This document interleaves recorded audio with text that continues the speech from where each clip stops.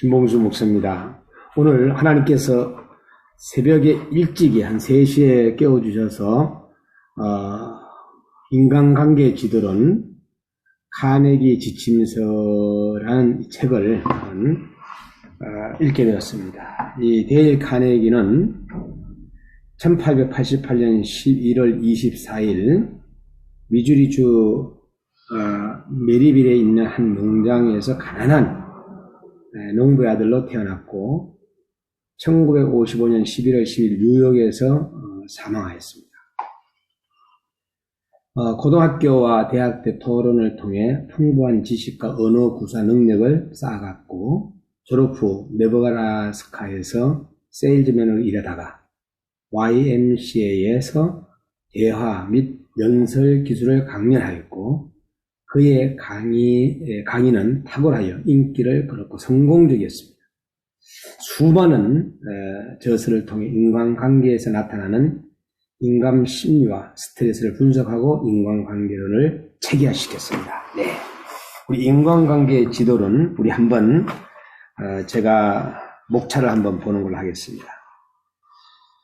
제1부는 사람을 다루는 기본 원리, 2부는 타인의 호감을 얻는 방법, 3부는 사람을 설득하는 효과적인 방법, 4부는 사람을 변화시키는 방법.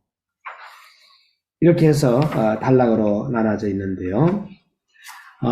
이 책을 효과적으로 활용하기 위해서 9가지 요령을 제가 말했는데 간략하게 말씀드리는데 여기에서 진지한 의욕을 불태운다.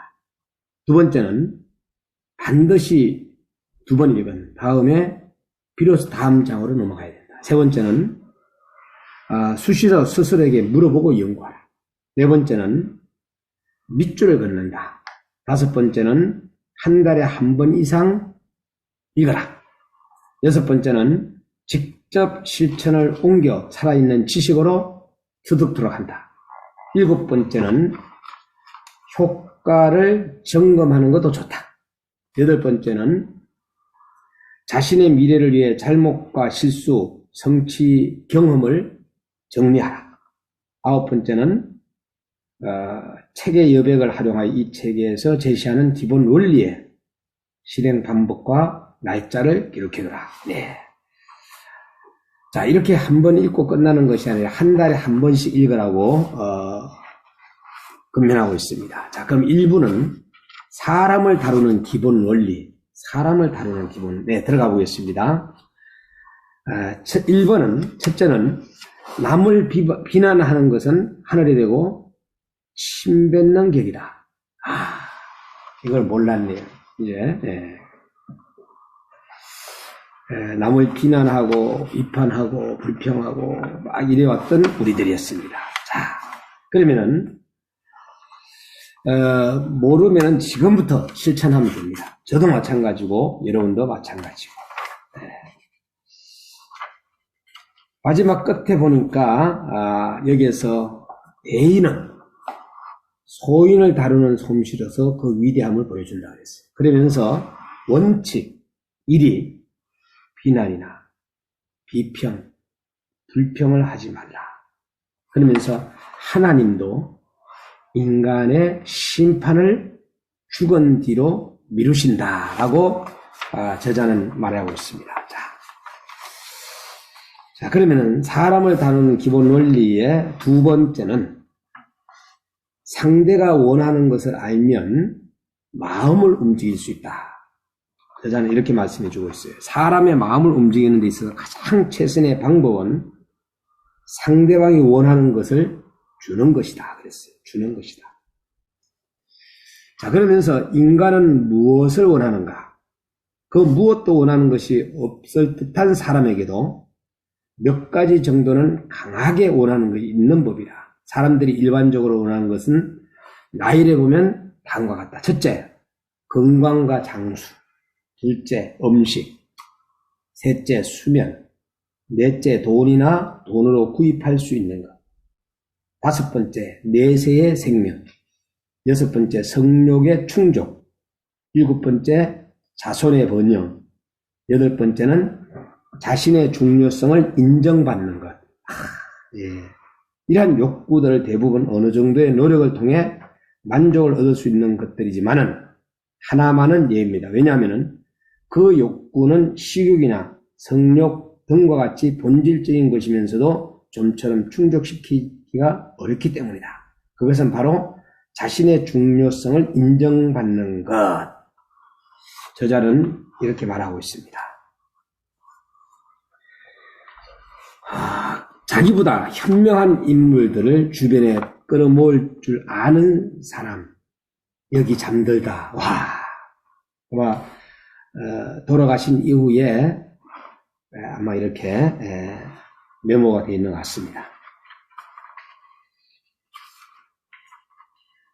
적보다 더 두려운 존재는 감언 이설로 아첨하는 친구이다. 적보다 더 두려운 존재는 감언 이설로 아첨하는 친구이다 그랬어요. 가까운 사람을 조심하라 그런 뜻인가요? 아첨이란 상대방이 스스로 평가하는 것과 일치하는 말을 해주려는 것. 이것은 한 번쯤 음미해 볼 만한 거다. 저자는 세상에 어떤 사람도 나름대로의 뛰어난 장점을 지니고 있다.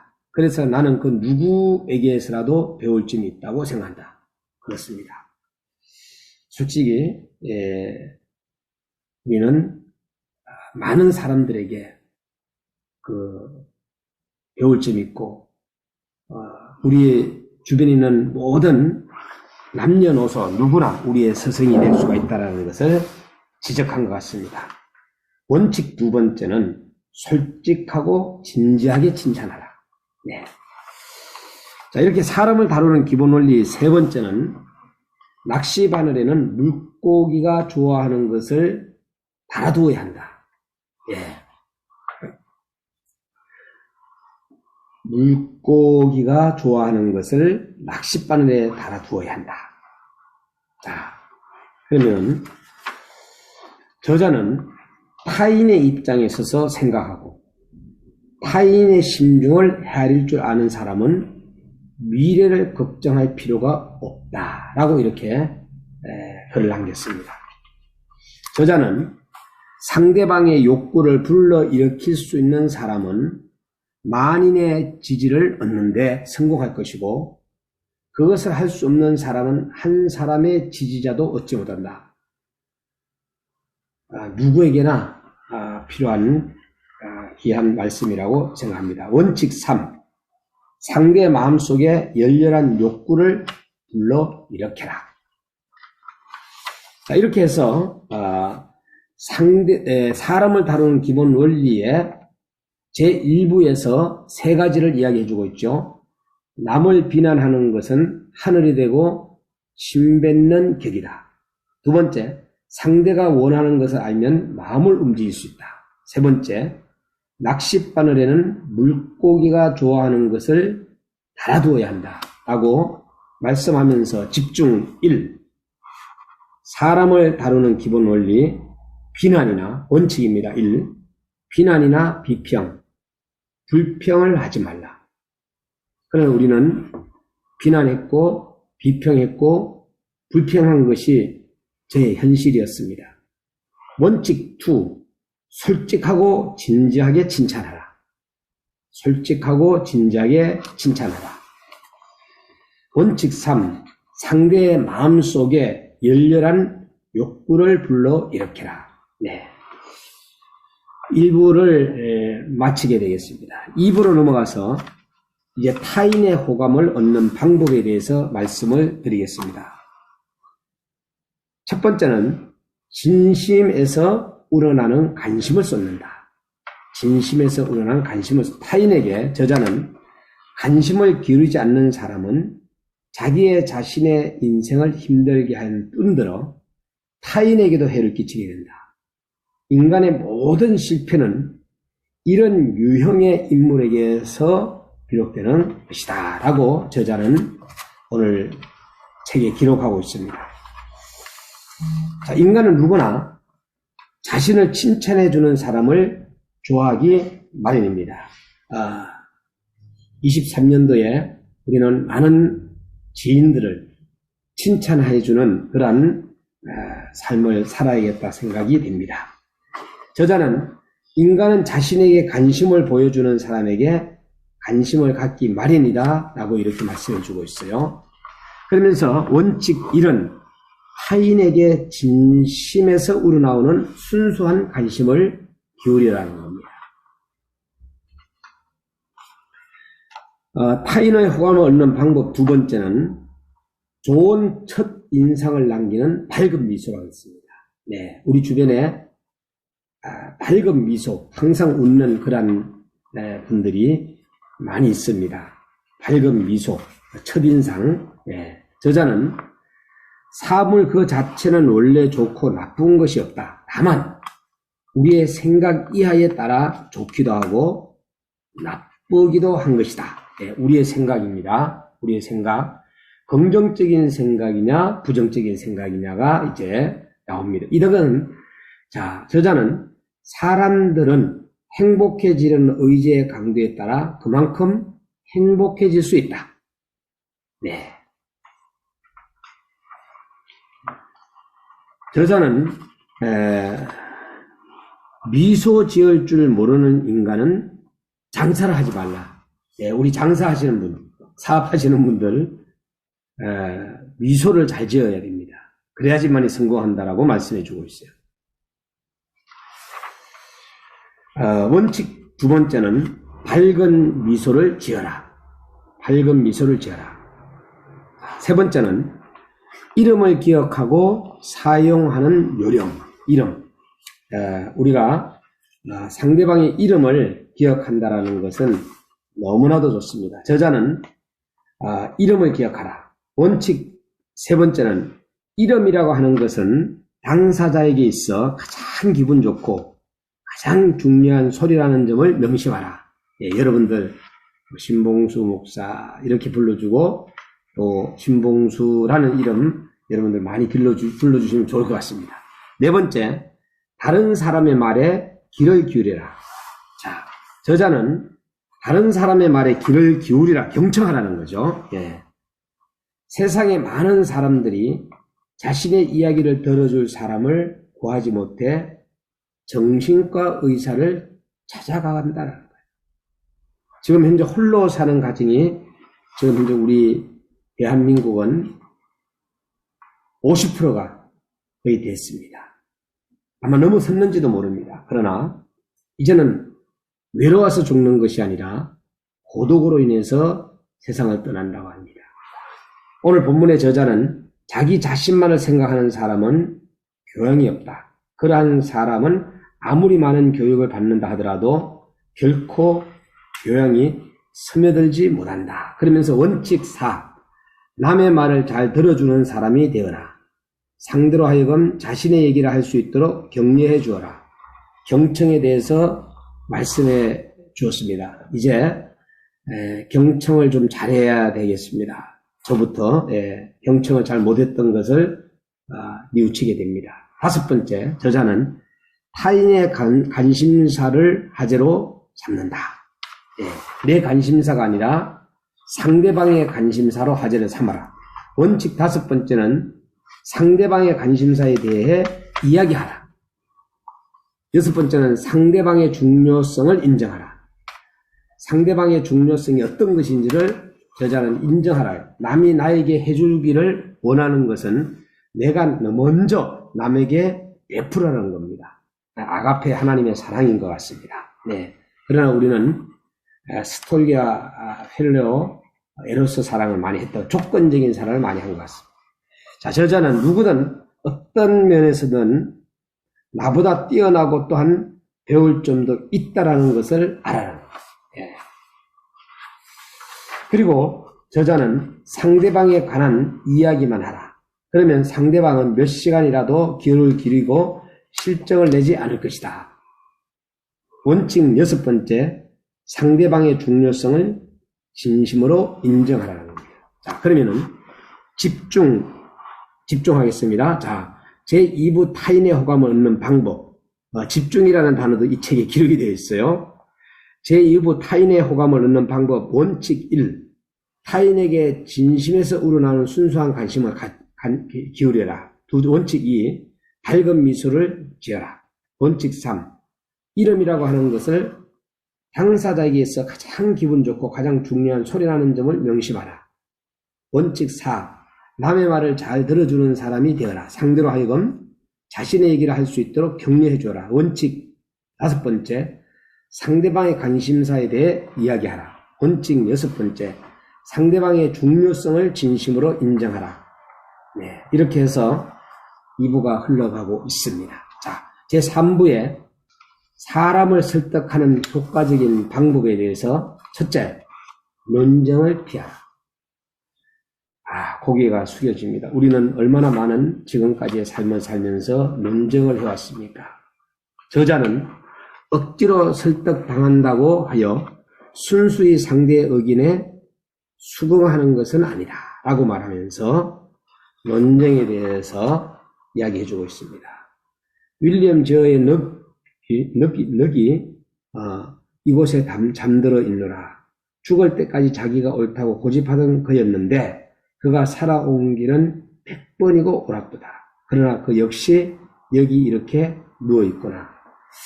지금까지 많은 위인들이 논쟁을 하고 했지만은 세상을 떠났다라는 것 같습니다. 저자는 마음을 마음으로 대하면 결코 사라지지 않는다. 미움은 사랑으로 대할 때 비로소 사라지는 것이다. 의견의 불일치를 환영하라. 두 사람의 의견이 늘 일치한다면 두 사람 중 하나는 불필요한 인물이다. 본능적인 느낌을 믿지 말라. 저자는 자연적으로 발생하는 방어적인 태도는 최선이 아니라 최악이 될 수도 있다. 기분을 스스로 조정하라. 상대방의 실체를 파악하려면 스스로 컨트롤해야 한다. 먼저 귀를 기울여라. 상대에게 말할 기회를 주고 그 말을 끝날 때까지 말을 가로막지 말라. 그리고 솔직하라. 실수를 인정하고 실수에 대한 상대에게 사과를 하도록 하라. 고개가 숙여집니다. 상대의 의견을 심사숙고하여 받아들이라. 성급하게 생각하거나 판단하여 실수를 하지 않도록 조심하라. 상대가 옳을 수도 있다. 상대의 의견을 충분히 고려한다. 상대의 관심에 진심으로 감사하라. 상대방이 진심으로 당신에게 관심을 갖고 있다면 그것을 고맙게 받아들이라. 그런 사람은 친구가 될 수 있다. 늘 스스로에게 질문을 던져라. 내가 과연 옳을까? 상대방이 옳을까? 상대방의 입장이나 주장에 내가 취할 만한 점은 없는가? 나의 태도가 과연 문제 해결에 도움이 되는가? 나의 반응으로 인해 상대방 관계는 어떻게 변화될까? 사람들은 나에 대해 어떤 평가를 내릴까? 나는 과연 이길 수 있을까? 이것이 나에게 하나의 기회가 될 수 있을까? 자, 저자는 이렇게 우리에게 가르쳐주고 있습니다. 원칙 1. 논쟁에서 최상의 결과를 얻는 방법은 논쟁을 피하는 것이다. 모두가 저에게 하는 말씀인 것 같습니다. 두 번째, 타인을 존중하라. 저자는 사람을 가르칠 때는 가르치지 않는 듯하게 가르치고 상대가 모르는 것은 그가 잊었던 것을 다시 상기한 듯하라. 아무도 남을 가르칠 수 없다. 다만 스스로 깨닫도록 도와줄 수 있을 뿐이다. 라는 또 저자는 내가 알고 있는 것은 오직 한 가지 뿐이다. 그것은 내가 아무것도 모른다는 사실이다. 우리는 말하는 것보다 경청을 잘해야 되겠습니다. 그러나 나이가 들면은 경청하는 것보다 말하는 것을 좋아하는 우리인 것 같습니다. 원칙 두 번째, 상대방의 의견을 존중하라. 결코 당신이 틀렸소라고 말하지 말라. 세 번째는 자신의 잘못을 인정하라는 겁니다. 저자는 그러나 우리는 인정을 하지 않고 살아갈 때가 많습니다. 원칙 세 번째는 잘못을 저질렀다면 즉시 분명하게 그것을 인정하라. 자, 네 번째는 우호적인 태도를 효용하도록 하라. 자, 저자는 원칙 네 번째는 우호적인 태도로 말을 시작하라는 거예요. 다섯 번째, 긍정적인 대답을 이끌어내는 질문. 저자는 원칙 다섯 번째, 우선 상대방이 네라는 대답을 할 수 있는 문제를 하재로 삼아라. 부드러움이 능히 강한 것을 끊는다. 부드러움이 능히 강한 것을 끊는다. 꼭 저에게 하신 말씀인 것 같습니다. 우리 데일 카네기 박사님 화이팅입니다. 여섯 번째, 상대방이 마음껏 이야기하도록 만들어라.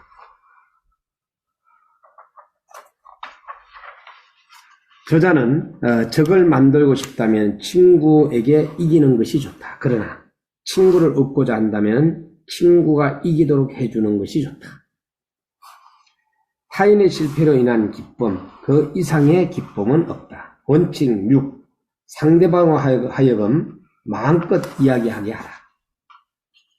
일곱 번째는 스스로 결론을 내도록 유도하라. 스스로 결론을 내도록 유도하라. 그리고 원칙 일곱 번째는 상대방으로 하여금 아이디어의 출처가 자신있게 있다고 느끼도록 만들어라. 이렇게 상대방의 배려를 또 많이 해주면은 그것을 이용해가지고 운이 되는 사람들이 있는 것을 볼 수 있습니다. 그러나 우리는 정말로 인이 되어야 된다고 생각이 되어집니다. 타인의 입장에서 여덟 번째 생각하라고 저자는 이야기해주고 있습니다. 저자는 원칙 여덟 번째에 상대방의 입장에서 사물을 볼 수 있도록 노력하라. 아홉 번째, 타인의 생각에 동의해주라. 여기에서 이제 정말로 바른 길을 걸어간다면은 얼마든지 저는 동의할 수 있고 또 아마 여러분들도 그렇게 될 것입니다. 그러나 불법으로 이끌어간다면은 동의할 수가 없는 것이죠. 그러나 최선을 다해서 이것이 어떤 문제라도 상대방이 참 선한 길로 진정성을 가지고 걸어간다면 우리는 박수치면서 아마 동의할 것입니다. 원칙 아홉 번째, 상대방의 생각과 욕구를 공감하라. 여기에서 부정적이고 비판적이고 무능하고 그리고 또한 잘못 이끌어갔을 때는 우리가 동의할 수 없음을 이야기합니다. 열 번째는 타인의 마음에 호소한다. 저자는 인간이 행동을 하는 데에도 두 가지의 이유가 있다. 하나는 그럴듯하게 보일 뿐인 이유이고 나머지 하나는 진짜 이유입니다. 그래서 우리는 분별을 좀 잘해야 된다. 원칙 열 번째는 보고 고상한 동기에 호소하라. 열한 번째, 관심을 끌기 위해 극적으로 표현하라. 아마 여러분들이 이 책에 대하여서 저자의 책에 대해서 100% 공감할 수도 있고 90%만 공감할 수도 있을 것입니다. 그러나 여러분들이 공감하지 못하는 부분은 그냥 버리고 배울 점만 여러분들이 꽉 잡으면 될 것 같아요. 원칙 12번째, 도전의식을 불러일으켜라. 집중이라는 단어가 여기에 있습니다.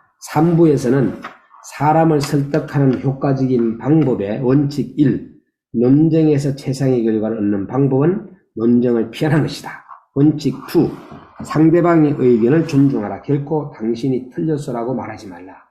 원칙 3, 잘못을 저질렀다면 즉시 분명하게 그것을 인정하라. 원칙 4, 우호적인 태도로 말을 시작하라. 원칙 5, 우선 상대방이 네라는 대답을 할 수 있는 문제를 하재로 삼아라. 원칙 6, 상대방으로 하여금 마음껏 이야기하게 하라. 원칙 7, 상대방으로 하여금 아이디어의 출처가 자신에게 있다고 느끼도록 말하라. 원칙 8, 상대방의 입장에서 사물을 볼 수 있도록 하라. 원칙 9, 상대방의 생각과 욕구에 공감하라. 원칙 10. 보다 고상한 동기에 호소하라.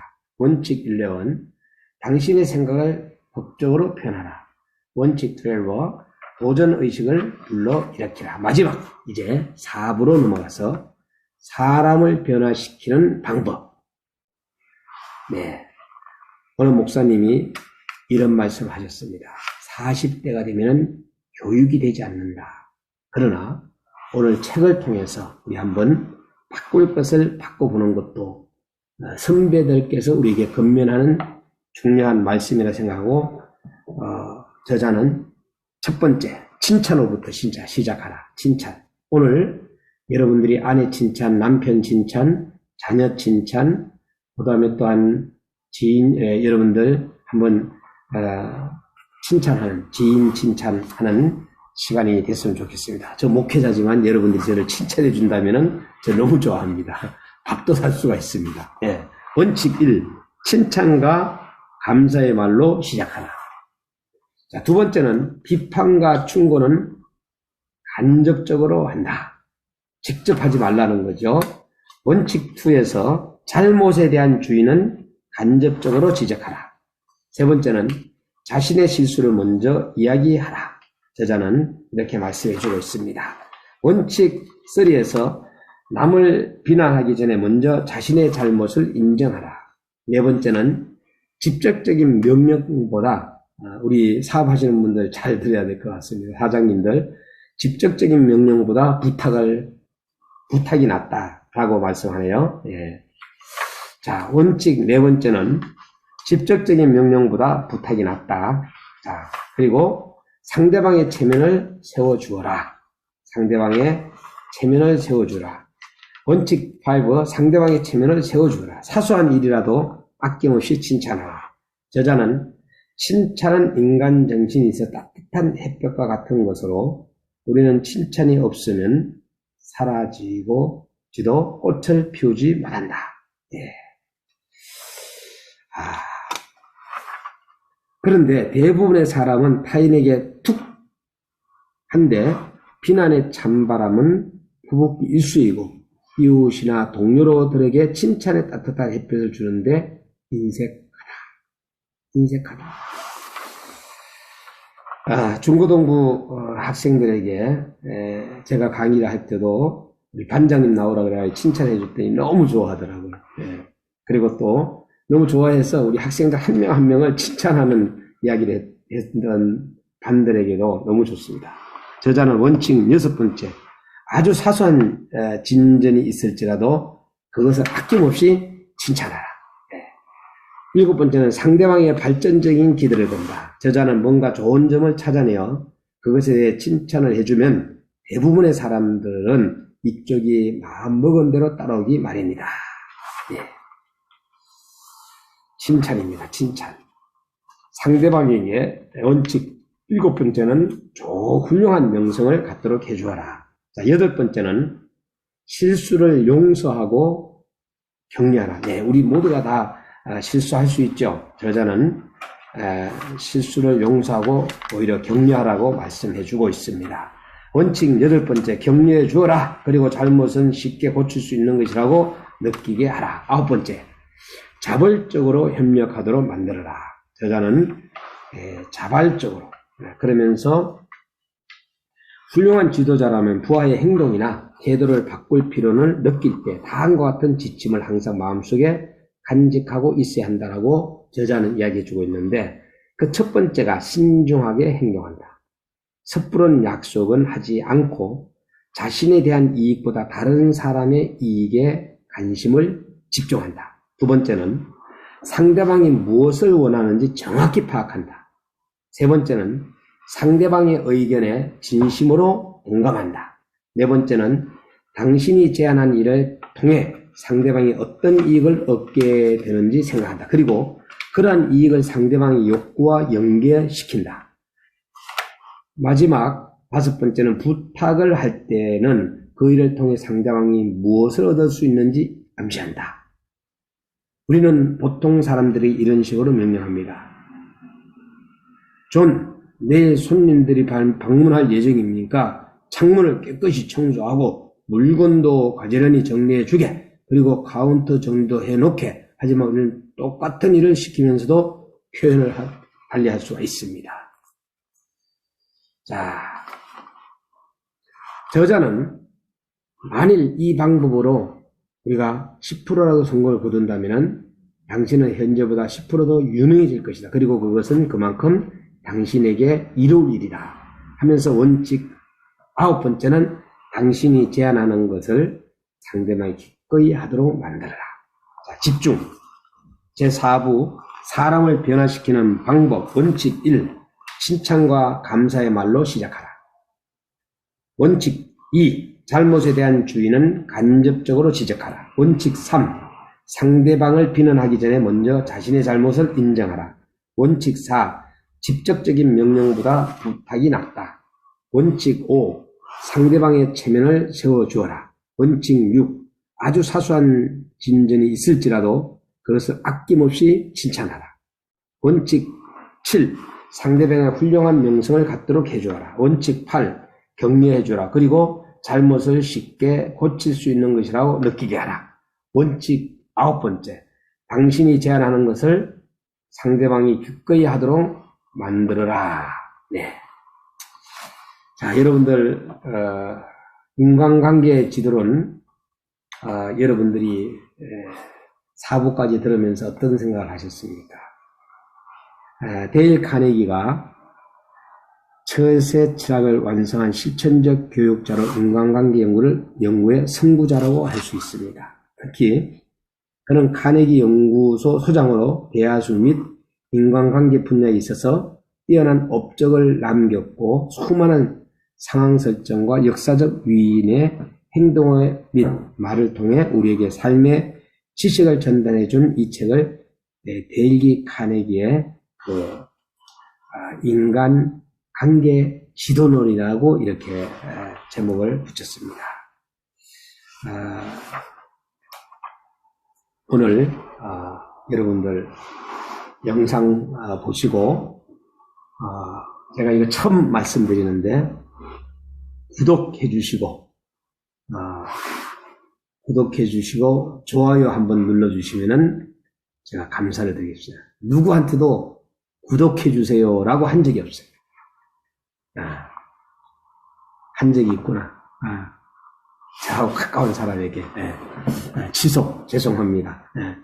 구독해 주시고 그러나 이렇게 방송에서는 제가 아마 구독해 주세요라고 하는 것은 처음입니다. 그리고 좋아요 눌러주세요도 처음입니다.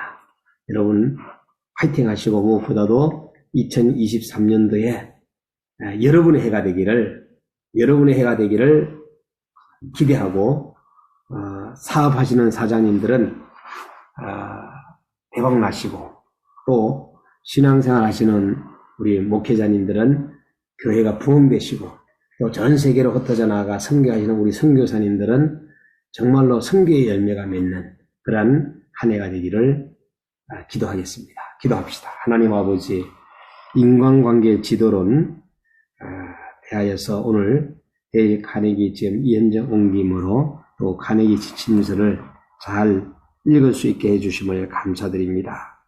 이 책은 수많은 저명 인사들의 살아있는 경험을 바탕으로 행복의 비결과 성공의 원리를 알기 쉽게 그리고 재미있게 설명한 귀한 책입니다. 오늘 카네기 지침서에서 이 종이 배울 수 있도록 도와주심을 감사하고 진정성을 가지고 우리 많은 사람들을 만나고 또 관계할 수 있는 이 종이 되도록 우리 주님께서 도와주시옵소서. 무엇보다도 상대방의 말에 경청하는 종이 되겠습니다. 하나님 아버지 이 종을 붙잡아 주셔서 잘 듣고 많은 사람들을 남은 생에는 제가 도와주면서 또 살아갈 수 있는 그러한 인간관계를 가질 수 있도록 주님 축복하여 주시옵소서.